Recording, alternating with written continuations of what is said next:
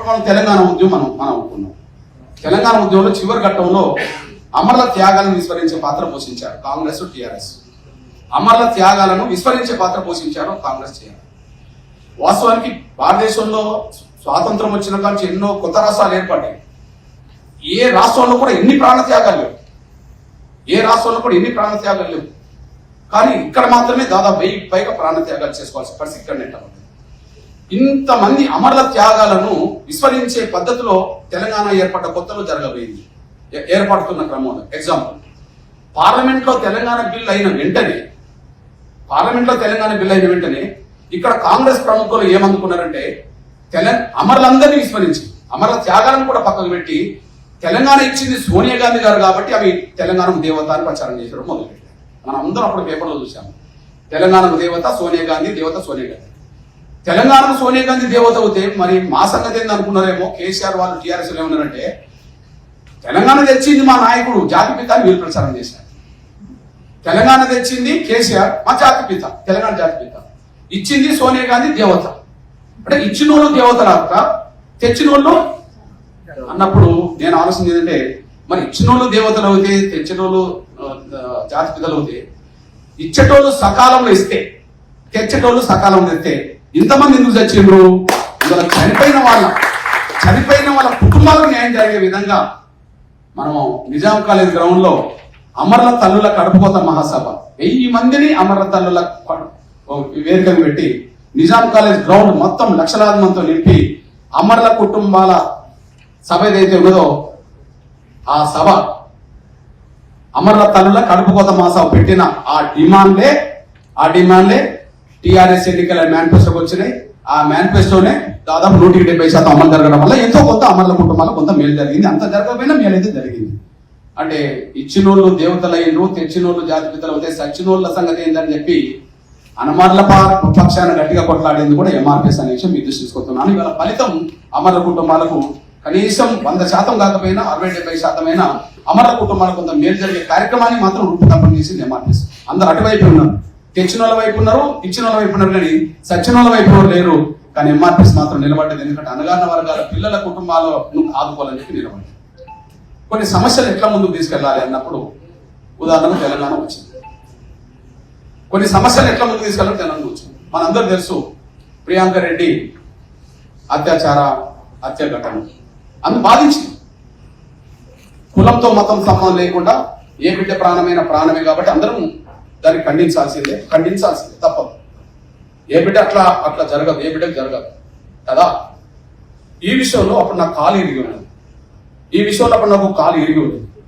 ఆ కాలు ఇరిగి ఉన్న సమయంలో మీరు చూడండి, నేను ప్రియాంక రెడ్డి కుటుంబ సభ్యుల్ని పరామర్శించాను. ఏ బిడ్డ ప్రాణమే, మన బిడ్డ అయినా ఏ బిడ్డ అయినా ఒకటే. కానీ ఆ సమయంలో 3 రోజుల్లో 3 సంఘటనలు జరిగింది. అంతకుముందు నెల ముందు ఇంకొక సంఘటన జరిగింది, పెద్ద సంఘటన. ఇక్కడ ప్రియాంక రెడ్డి హత్య ఘటన జరగక ముందు వరంగల్లో మానస యాదవ్ చంపబడ్డారు.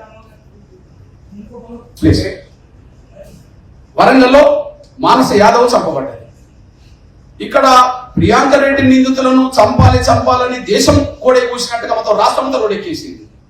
కానీ మానస యాదవ్ కుటుంబంని పరామర్శించే దాఖలాలు లేవు. నేను మానస యాదవ్ కుటుంబం దగ్గరికి వెళ్ళాను, కాలు ఇరిగినప్పుడే వెళ్ళాను వరంగల్.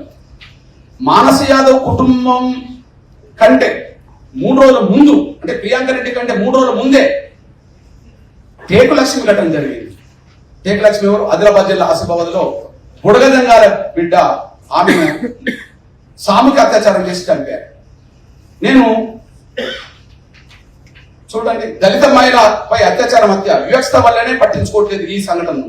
ఇటువైపు దేశం కూడైపోతుంది, రోడెక్కింది ఇటువైపు. ప్రియాంక రెడ్డిని చంపిన వాళ్ళను చంపాలి, ఉర్రియాలి, చంపాలని చెప్పి దేశం కూడైపోతుంది.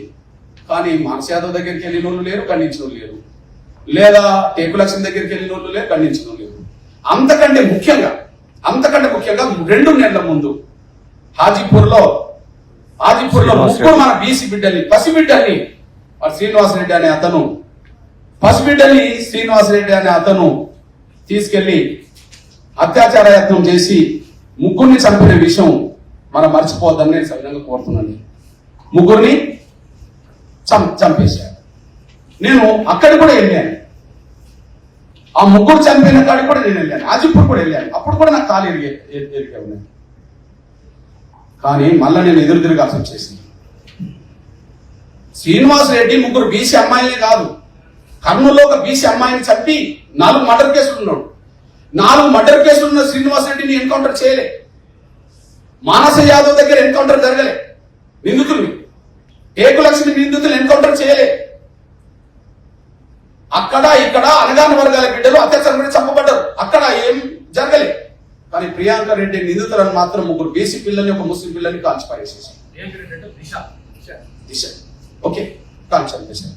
అప్పుడు కులాంకో న్యాయమా అని చెప్పి ఎదురు తిరిగింది ఎంఆర్పిఎస్. వేలాది మందితో మీటింగ్ పెట్టింది, నిరసన వ్యక్తం చేసింది ఎంఆర్పిఎస్. కులాంకో న్యాయమా, అగ్రకులాలకు ఒక న్యాయం, అనగాన కులాలకు ఒక న్యాయం అని చెప్పి మీటింగ్ పెట్టింది, ఉద్యమాలు చేసింది, పోరాటం చేసింది.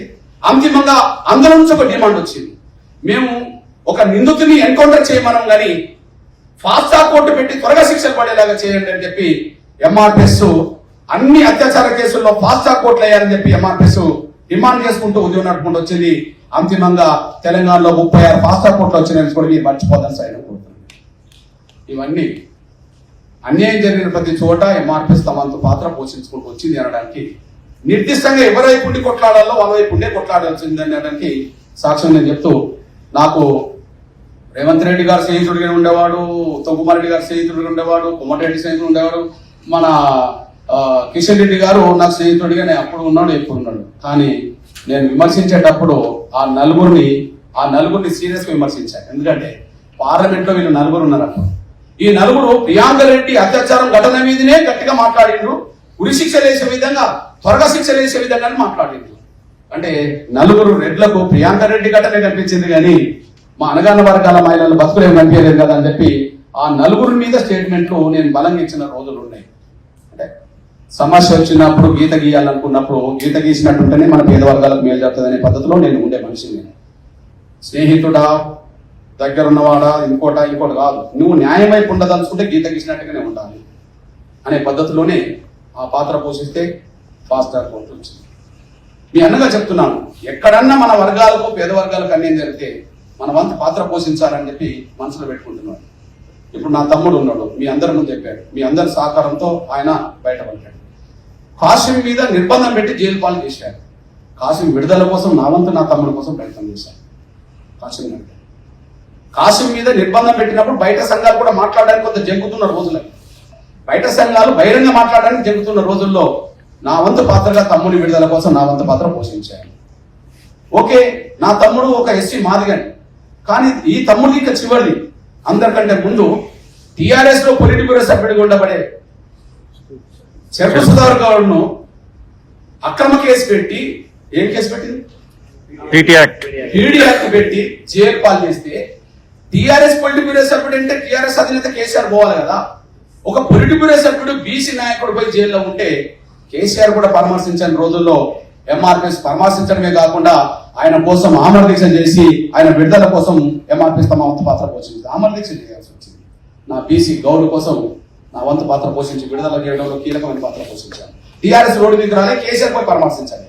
కానీ హాస్పిటల్ పోయాం, జైలుకి వెళ్ళాం, బయటకు వచ్చాం, ఉద్యోగం నిర్మించాం.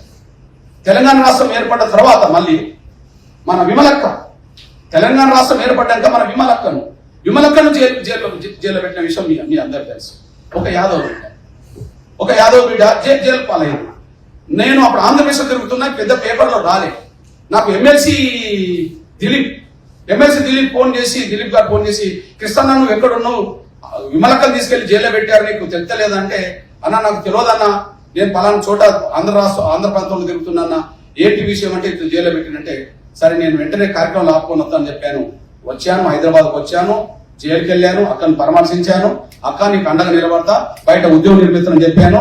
హైదరాబాద్ లో వేలాది మంది, లక్షలాది మందితో అక్క విడుదల కోసం పెద్ద ఎత్తున బహిరంగ సభ జరిపి అవసరం అనుకుంటే జైలు గోడలు బద్దలు కొట్టైనా మా అక్కను విడుదల చేసుకుంటామని చెప్పి ఒక ధైర్యమైన ప్రకటన చేశాను. ఆ తర్వాత కొద్ది కాలానికే అక్క విడుదల అయింది.